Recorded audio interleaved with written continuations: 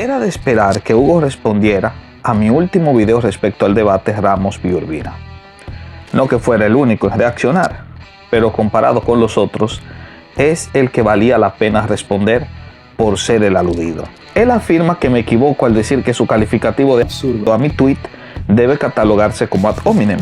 Afirma que debo aprender a distinguir falacias, para pasar a decir que cometo muchas en mi respuesta, incluyendo la falacia de envenenar el pozo y sobre todo el muñeco de paja. Lo que Hugo no sabe es que su explicación de lo que implica un argumento ad hominem es muy simplista. Lo primero es que este último involucra estipular la veracidad o falsedad de un argumento a la condición de la persona. Cuando Hugo dice: una de las razones que hacen que la posición de Dante sea más coherente es definitivamente el catolicismo que él tiene detrás. Incurre en el ad hominem, porque la consecuencia negativa de su afirmación es que Jonathan perdió por no serlo. Siendo la falacia de envenenar el pozo un argumento ad personam, solo tiene sentido cuando se aplica a la persona y no al concepto, en este caso, apologética de los garroteros. Y como el énfasis se halla en el concepto y no en la persona, el señor Hugo ha creado un monigote, un muñeco de paja para justamente contraponer a sus oyentes. De este modo, él comete las mismas falencias que me adjudica.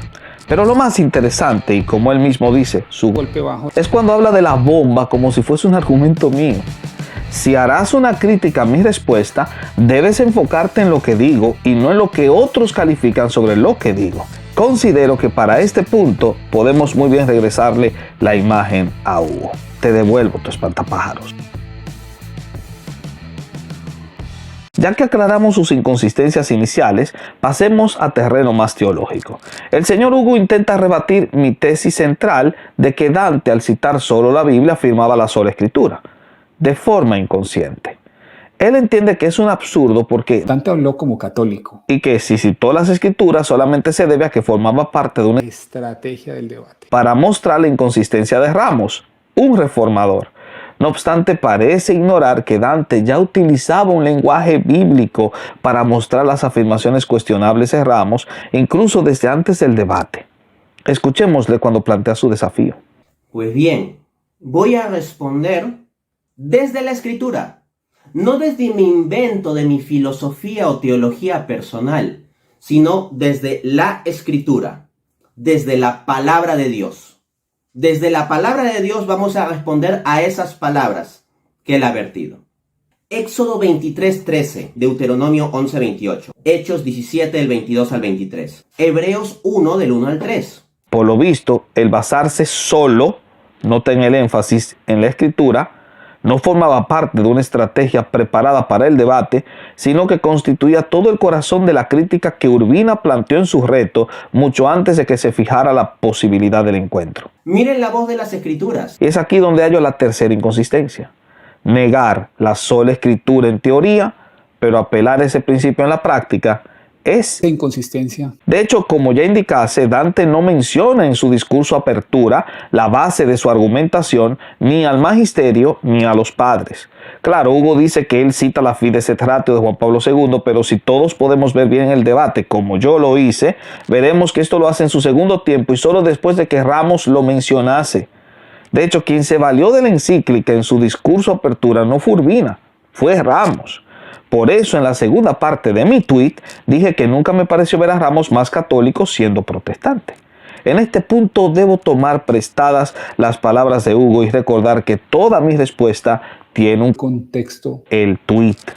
La premisa que manejo es la tesis A. Nunca me pareció ver a Dante más protestante siendo católico. ¿Y por qué? Porque afirmó una y otra vez la sola Escritura siendo católico en su discurso apertura y sus demás reacciones. En este punto debo hacer un aclarando. No estoy afirmando que Dante crea en la sola Escritura.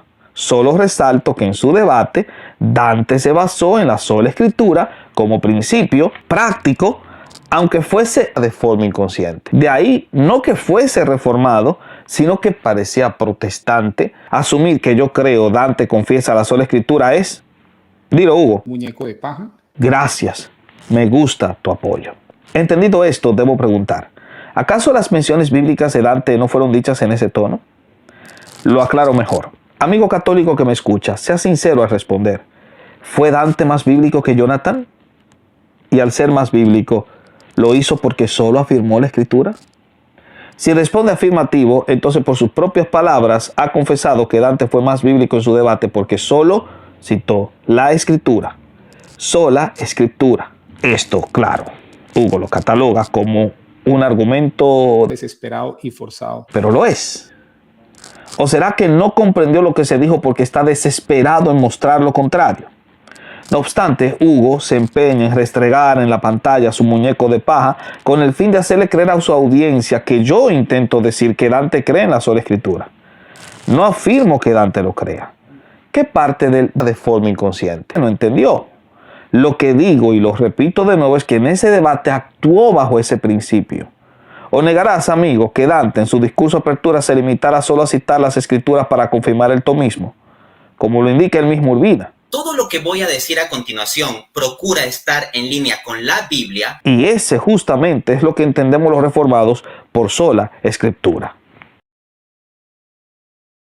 Aquí debo insertar una necesaria definición, porque me veo venir a Hugo diciendo que validar con la Escritura el pensamiento de un teólogo es justamente la definición de prima Escritura.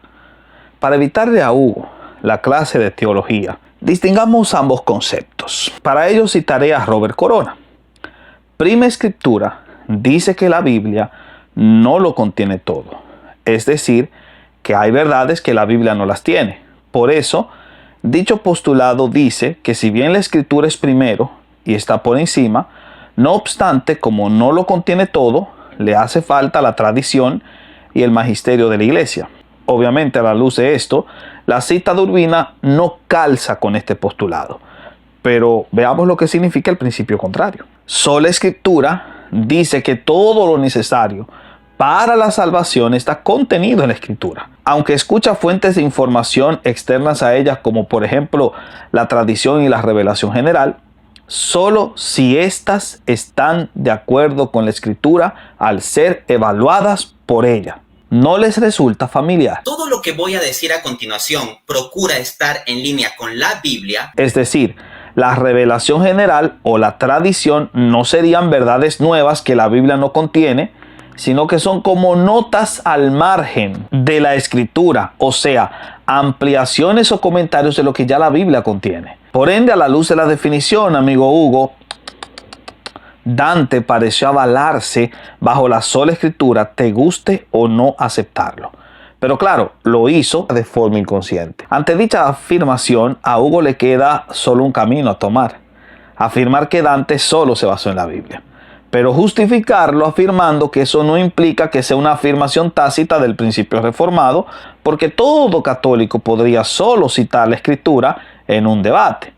Aparte de la negación obvia de a dónde le conducen sus palabras, Hugo da patadas de ahogado y lo demuestra apelando a un ejemplo desesperado: el padre Luis Toro. Miren lo que va a hacer el padre Toro. Ustedes pueden buscar. Le están citando el catecismo, miren lo que hace. Dice claramente, hábleme con la Biblia, Eduardo Gutiérrez. Oh, el catecismo no. Hábleme con la Biblia, Eduardo Gutiérrez. Entonces, a la luz del criterio de Néstor Díaz, podríamos entonces decir que el padre Toro es protestante también, ¿cierto? Porque se sujeta solo a la Escritura porque está enfocándose en la Escritura. Aquí descubrimos la inconsistencia cósmica del señor Delgado.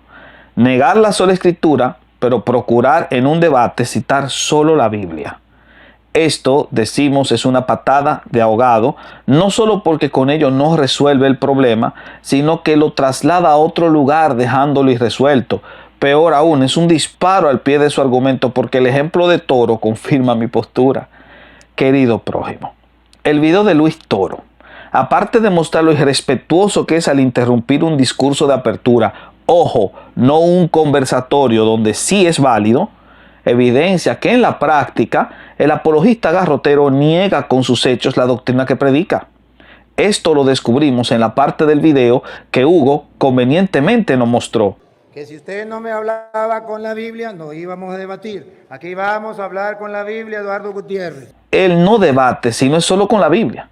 echando a un lado el catecismo. Podría justificarlo diciendo que Toro lo hace porque el protestante no acepta el catecismo, pero lo que es igual no es ventaja. Por ende, es de muy mal gusto que Toro boicotee un debate cuando, apurando una gota de su propia medicina, el reformado desea apelar a su catecismo para sus argumentos. ¿O no? Esto último nos evidencia que sí hay una gran diferencia entre Urbina y Toro.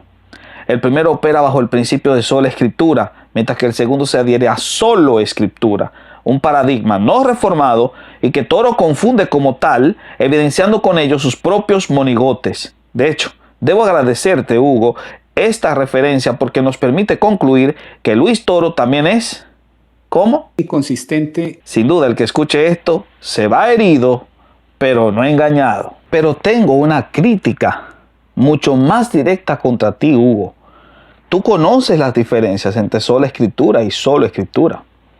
Por tanto, sabes muy bien que mi afirmación en Dante no se corresponde a la de Toro porque ambos parten, el primero de forma inconsciente, de principios distintos. Por tanto, el ejemplo está fuera de lugar. Y al confundirlo, estás engañando a tu audiencia, que no se da cuenta que es ilógico e inconsistente operar en un debate con solo la escritura cuando la niegas como Única regla infalible de fe y moral. Si no es la única, no puedes citarla solamente en un debate. Y esto porque siempre existe el peligro de que al citarla aisladamente llegues a contradecir al magisterio y la tradición. De hecho, no está permitido citarla solamente salvo que caigas en contradicción. Y es que no tiene sentido citar solo la Biblia en un debate cuando despotricas contra su principio de validación. Además de que no resuelves el problema lógico de mi pregunta. Si en un debate solo cito la Biblia, ¿no estoy en ese momento apelando solo a la Escritura?